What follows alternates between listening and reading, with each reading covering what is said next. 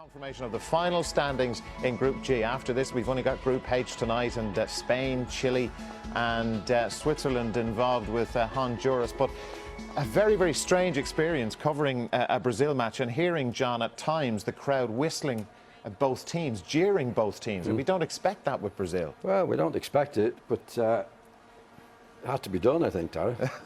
We did some whistling here too. You know, I wouldn't have liked to pay good money in to watch that today. It was awful. It's awful.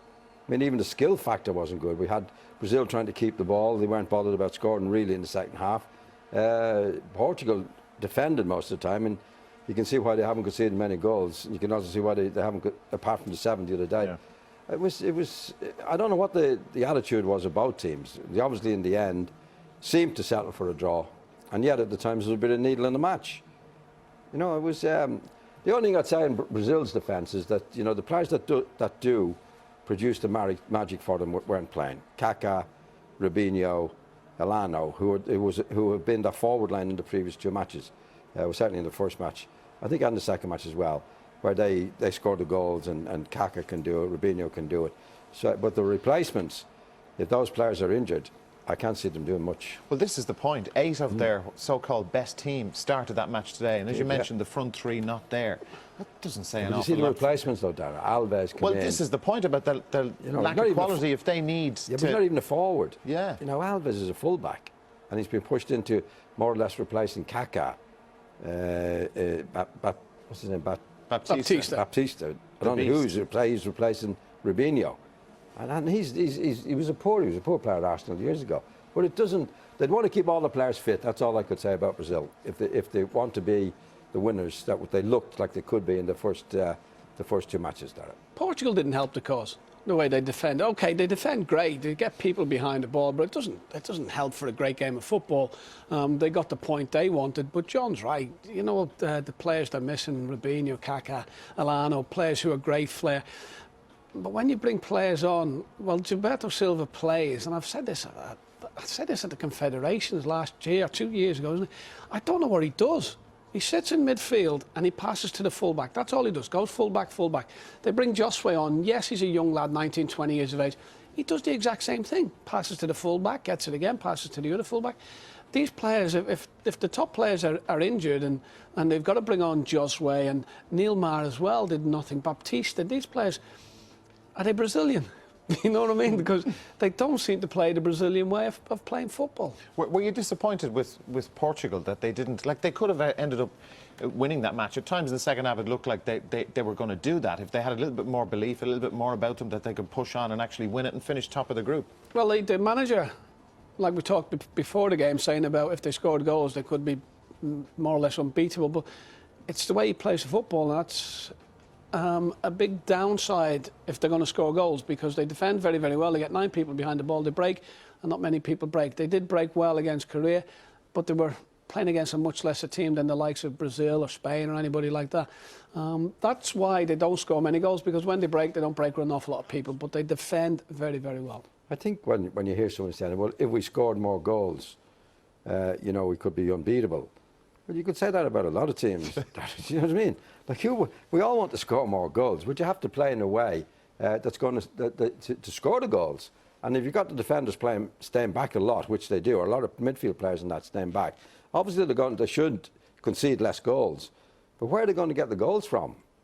You know, unless they change their attitude, I can't see them scoring many goals at all. They're very, very difficult to beat, I would imagine. But, you know, where the goals are going to come from. And I think Brazil, if they were playing again in one of the later stages against Portugal, if they have the Kaká back and Robinho back, I think they'd beat them. They'd break them down, wouldn't they? And then they'd score, and then they'd have to push out Portugal. Well, with the added personnel, though, can you turn it on and turn it off like a switch? Like Ray and with the personnel, Darren. Well, with the passing and all was sloppy. Like Dunga was losing the rag on the touchline with his own players. He picked those players. The positions Kaká, Robinho, Elano, the positions they pick up would be an awful lot different to the positions Baptista picks up. They would pick in a position somewhere to get the ball, which is going to cause the defenders a lot of problems. That's why they're great players, because they find areas to hurt you. And I think on top of that, Dara, which is probably is important, speaking up at the right position, they can beat players.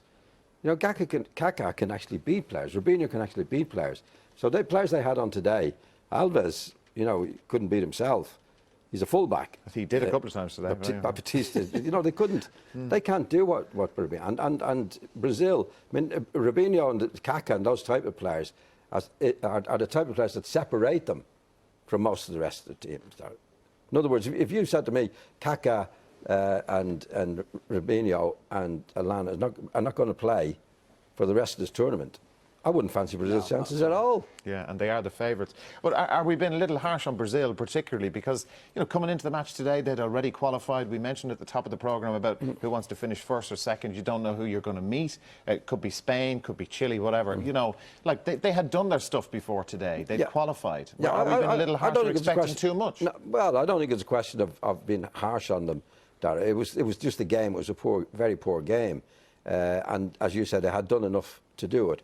But I think what Ronnie and I said, the replacements of the players that we know about are not up to scratch, and therefore the game was poor. And Brazil's attitude in the second half was just to keep possession of the ball, not try to score. And you said they've done enough, but I would definitely worry about them if they don't get their players, those key players fit. I was very interested in this Neymar today, because when you read all about him, when Robinho was injured during the end of the qualifiers, this Neymar comes in and scores 5 goals in 4 games, hat-trick against Chile. So you're thinking, this lad must be really, really good. But he did nothing on the day. Is it too much for him to be stepping up into the position of Robinho and people like that?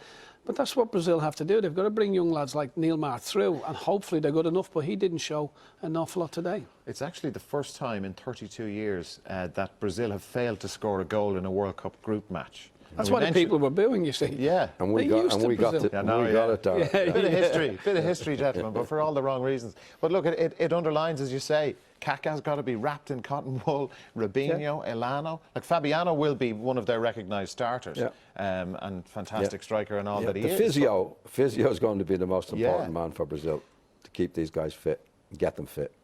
A big deal. Okay.